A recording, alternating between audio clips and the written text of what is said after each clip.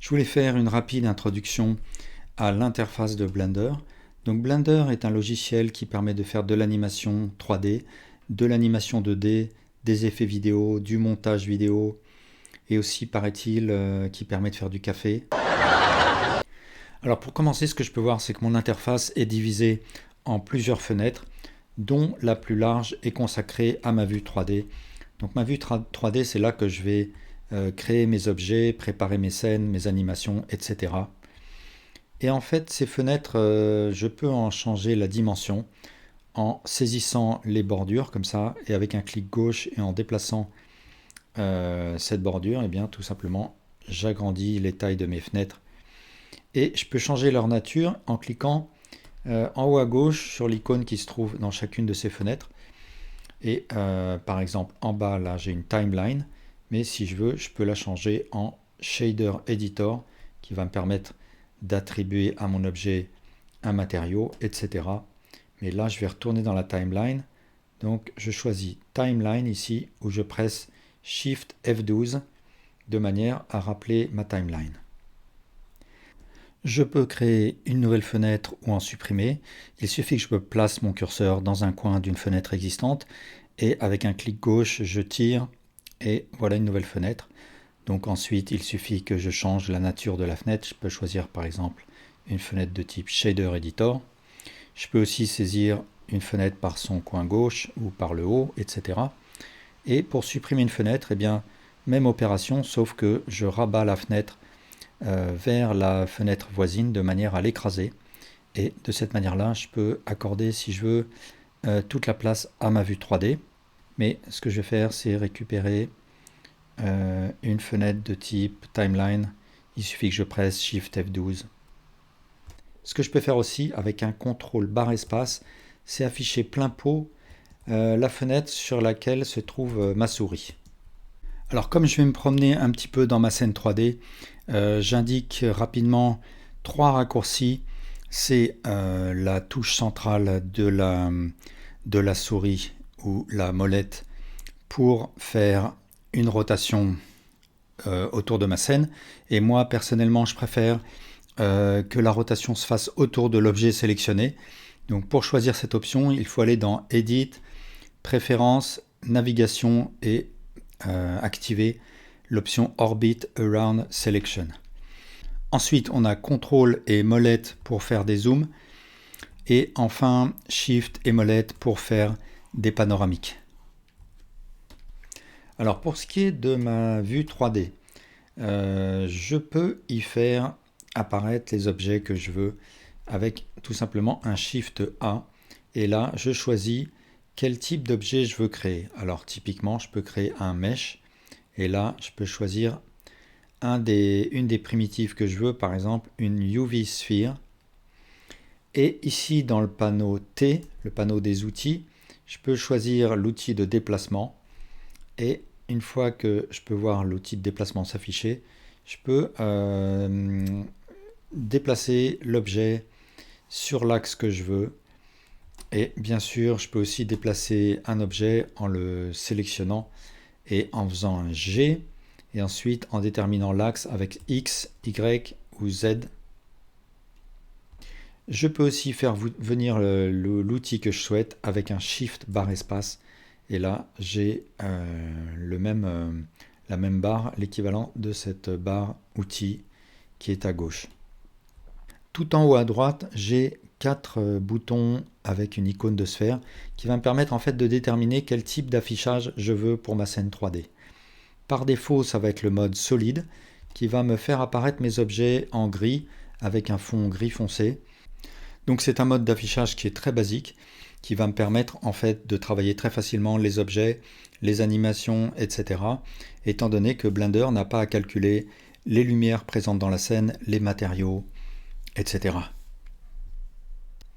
Ensuite, en haut à droite, le premier mode d'affichage, la première de mes petites sphères là, va me permettre d'accéder au mode d'affichage wireframe.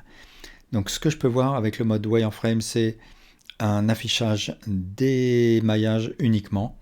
Et par défaut, je vais voir de la transparence. Je peux désactiver cette transparence si je veux, ici avec cette icône, ou alors avec un Alt Z. Alt Z fonctionne aussi en mode solide pour avoir de la transparence ou non. Et donc dans ce mode wireframe, eh bien, je vais aussi retravailler mes maillages, cette fois-ci sans aucun ombré. Troisième mode de prévisualisation, c'est le mode Material Preview.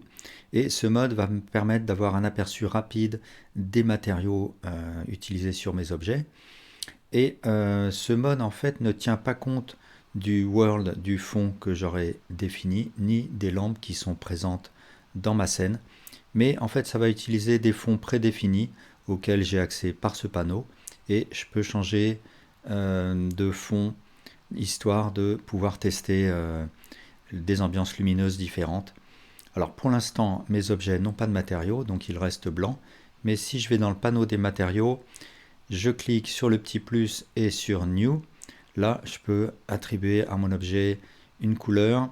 Et là, du coup, je vais voir de quelle manière ce matériau apparaît en fonction des différents fonds que j'aurais choisi. Quatrième mode de prévisualisation, c'est le mode Rendered.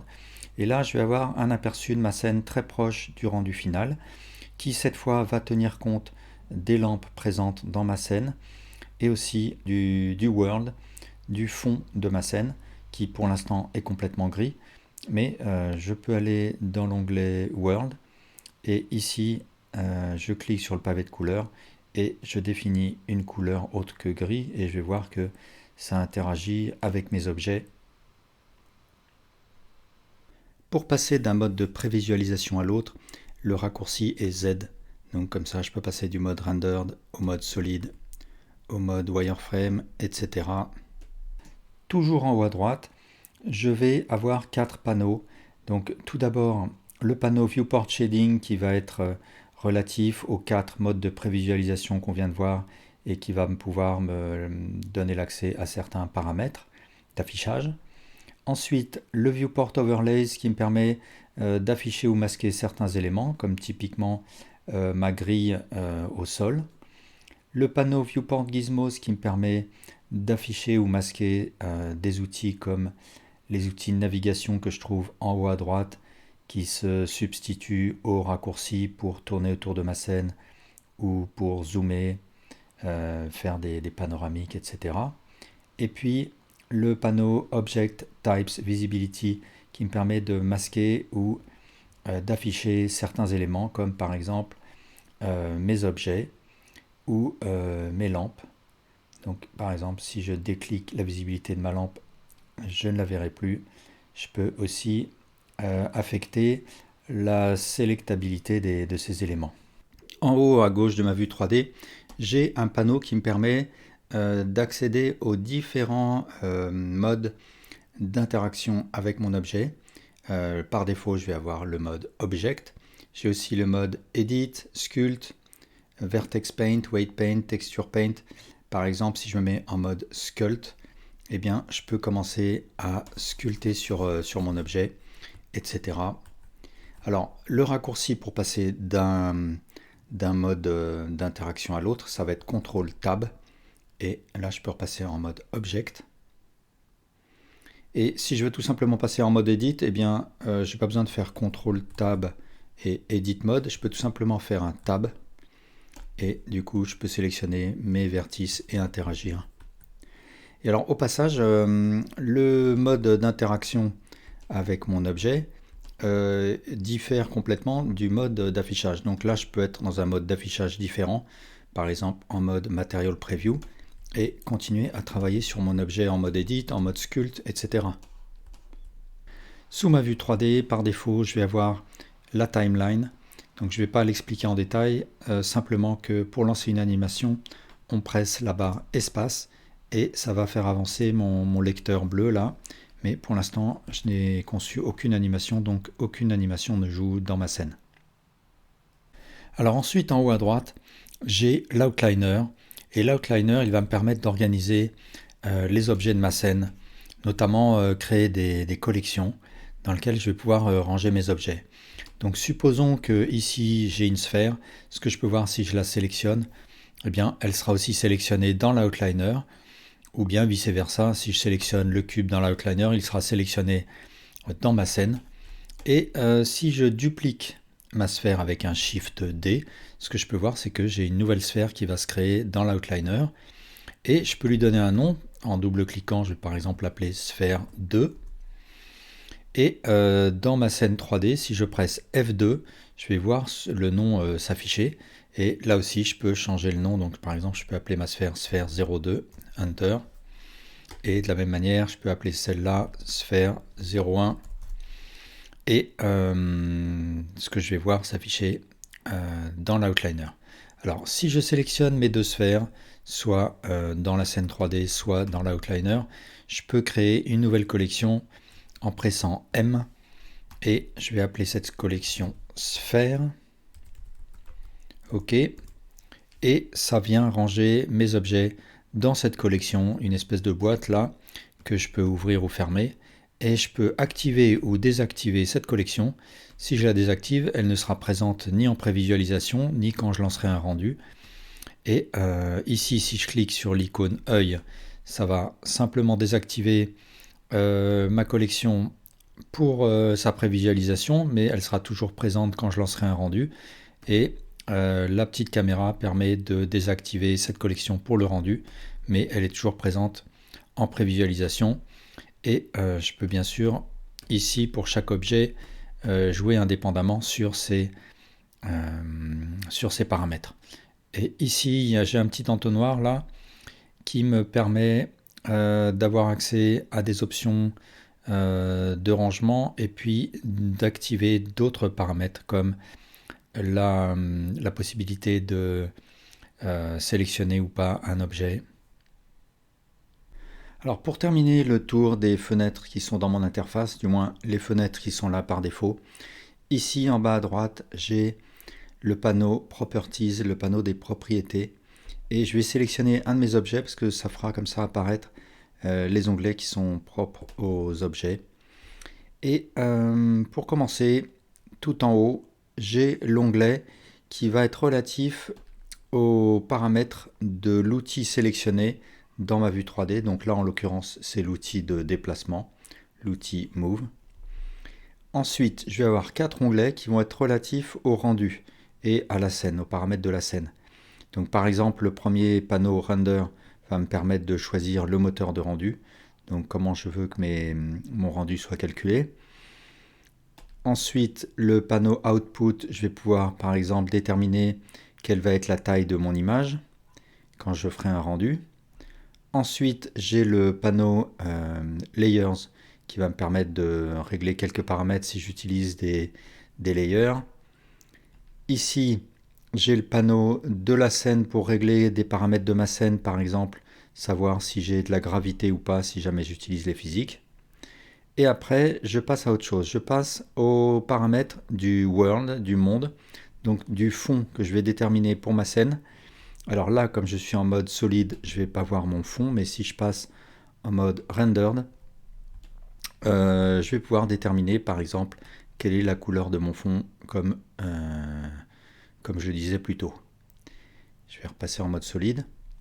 Ensuite, plus bas, à partir de maintenant, j'ai accès aux paramètres qui sont relatifs à l'objet sélectionné. Donc là, c'est mon objet cube, ça pourrait être une lampe, ça pourrait être ma caméra. Mais je vais rester sur un objet de type mesh. Et pour commencer, je vais avoir donc l'onglet Object. Et là, je vais avoir par exemple les paramètres de transformation. Donc par exemple, si je commence à toucher au paramètre Location, eh bien ça me permet de bouger mon objet dans l'espace 3D. Mais si je bouge mon cube comme ça dans l'espace, dans la vue 3D, eh bien de la même manière, ça va faire évoluer les paramètres que je vais retrouver dans ce panneau. Donc je vais faire un Alt G pour faire revenir mon cube au centre de ma scène. Ensuite, en dessous, j'ai un onglet pour attribuer à mon objet un modificateur. ce qui va me permettre en fait de transformer mon objet. Donc par exemple, typiquement, je peux lui donner un modifieur Subdivision Surface qui va lui attribuer des faces supplémentaires de manière complètement virtuelle. C'est-à-dire que si je rentre en mode Edit, donc en pressant Tab, je vais retrouver mon mesh initial et ce que je vois, c'est mon objet transformé par le modifieur Subdivision Surface, mais c'est une transformation virtuelle de mon objet. En réalité, il s'agit toujours de mon cube. Alors, je vais supprimer ce modifieur en cliquant sur le petit X ici. En dessous, je vais avoir le panneau des particules. Par exemple, je peux attribuer à mon objet un système de cheveux. Donc, je clique sur le petit plus pour lui attribuer un nouveau système et je clique sur Hair pour lui attribuer des cheveux. Mais je vais supprimer ce système en cliquant sur le moins. En dessous, je vais avoir le système des physiques pour attribuer à mon objet une simulation de physique. Par exemple, si je clique sur Rigid Body, je vais voir ce panneau s'étendre avec des paramètres propres au Rigid Body. Ici, j'ai ma timeline. Si je presse barre espace, je vais voir le lecteur de ma timeline qui va avancer et je vais voir l'effet du rigid body que j'ai attribué à mon cube. Donc mon cube se met à tomber comme s'il subissait les effets de la physique. Mais je vais aussi fermer cette simulation de rigid body. En dessous, je vais avoir les contraintes. Donc les contraintes, comme le nom l'indique, vont me permettre de faire subir à mon objet une contrainte. Par exemple, je peux lui donner une contrainte copy rotation et je vais dupliquer mon cube. Donc je vais faire un Shift D. Et donc, alors cette copie, je vais supprimer la contrainte, mais par contre celle-là, je vais la garder. Et dans cette contrainte, je vais désigner pour target le second cube que j'ai créé. Et du coup, maintenant, si je sélectionne ce second cube et que je lui fais faire une rotation, eh bien, mon premier cube, par le jeu de la contrainte copy rotation que j'ai créée, va se mettre à copier la rotation du second cube. Alors, je vais supprimer cette contrainte. En dessous, je vais avoir l'onglet Object Data qui va me permettre de définir des paramètres pour le mesh qui est à l'intérieur de mon objet. Donc par exemple, ici, je vais avoir le panneau des Vertex Groups et ça va me permettre, si je sélectionne plusieurs vertices, donc là je suis en mode de sélection de vertices, d'attribuer à un vertex group, d'attribuer ces vertices au vertex group que je veux. Là, je viens de créer un vertex group. Si je clique sur Assign, tous les vertices que j'ai sélectionnés vont être assignés à ce vertex group. Je peux créer un deuxième vertex group, sélectionner d'autres vertices, cliquer sur Assign, et cette fois-ci, tous ces vertices sont attribués à ce vertex group là. Donc maintenant, si je désélectionne tout là avec un Alt A, et que je sélectionne ce premier groupe, je peux faire Select et ça va me resélectionner ce premier vertex group. Je vais faire Alt A, sélectionner le deuxième vertex group et cliquer sur Select. Et cette fois, ça va bien me rappeler le deuxième groupe de vertices que j'ai créé. Mais je vais supprimer ces vertex groups. Je vais retourner en mode Objet avec un Tab. Et je vais cliquer sur l'avant-dernier onglet. Donc là, c'est l'onglet des matériaux. Et ça me permet d'attribuer à mon objet un ou plusieurs matériels. Et je renvoie au tutoriel que j'ai fait sur le sujet. Et enfin, j'ai ici l'onglet des textures qui va me permettre de gérer les textures que j'utilise dans mon projet, que ce soit pour mon objet ou pour d'autres objets. Donc ça, c'est l'organisation de fenêtres que j'ai par défaut dans ma scène. Mais selon les besoins, par exemple, si j'ai besoin de sculpter un objet, au lieu de reconfigurer mes fenêtres comme ça m'arrange pour cette tâche, ce que je peux faire, c'est cliquer en haut sur l'onglet Sculpting, ce qui va me permettre en fait d'avoir accès à une organisation de fenêtres optimisée pour cette tâche. Donc là, en l'occurrence, le sculpting.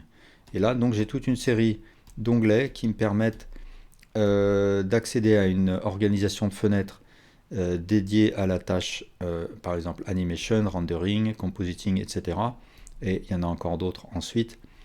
Mais on peut se passer de ces onglets et simplement retravailler notre interface nous-mêmes en fermant des fenêtres, en changeant leur nature, etc. Alors maintenant, je vais passer rapidement en revue quelques bases de la vue 3D, de la manipulation de mes objets et d'édition. Donc là, par défaut, j'ai mon cube. Là, j'ai créé une sphère, mais je vais la sélectionner avec un clic gauche et je vais presser sur X pour la supprimer. Et j'ai montré comment on pouvait naviguer dans notre scène 3D. Et maintenant, je vais montrer quelques bases de la manipulation de l'objet et de son édition. Donc déjà, pour définir une vue dans ma scène 3D, en dehors de la navigation, je peux utiliser le pavé numérique pour voir une vue de face, donc avec 1, une vue de côté avec 3, une vue du dessus avec 7, et ensuite je peux basculer entre une vue en perspective avec 5 et une vue orthographique. Donc à chaque fois que je presse 5, je bascule d'une vue perspective à une vue orthographique. Sinon, si je suis en vue de face avec 1 et que je veux passer en vue de derrière, eh bien tout simplement je presse CTRL 1 ou bien 9, tout simplement 9 qui va me donner accès à l'inverse de la vue où je me trouve. Par exemple, si je presse 3 pour voir en vue de côté, je peux faire soit CTRL 3 pour voir la vue de l'autre côté, ou bien 9, et ainsi de suite. Si j'ai fait un 7, je peux faire CTRL 7 pour voir la vue de dessous, ou bien 9 pour voir la vue de dessous.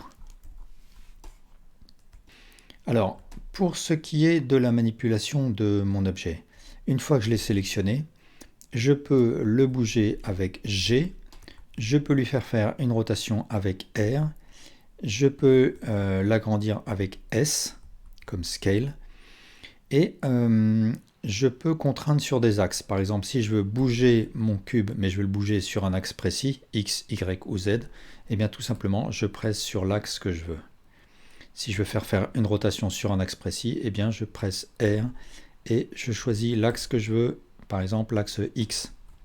Pour une rotation complètement libre, eh bien je presse RR.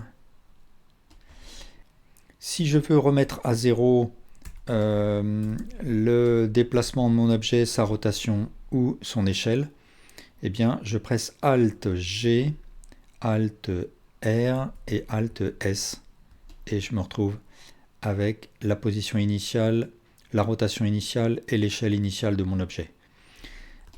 Tous ces paramètres de transformation, je les retrouve dans le panneau N. Si je presse N tout en haut, j'ai un onglet Item. Et ici, je vais retrouver les données de position, location, rotation et scale de mon objet.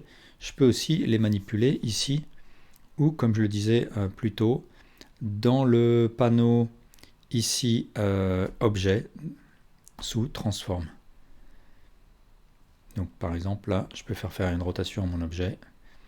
Et si je garde la touche CTRL appuyée, je peux faire une incrémentation de 10 degrés en 10 degrés ou de 1 unité à 1 unité.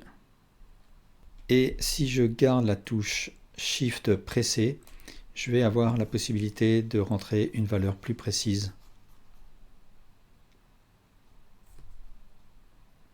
Alors, un objet de type Mesh est un contenant, c'est-à-dire que il va se définir par des données de transformation, sa position dans l'espace, sa rotation, son échelle.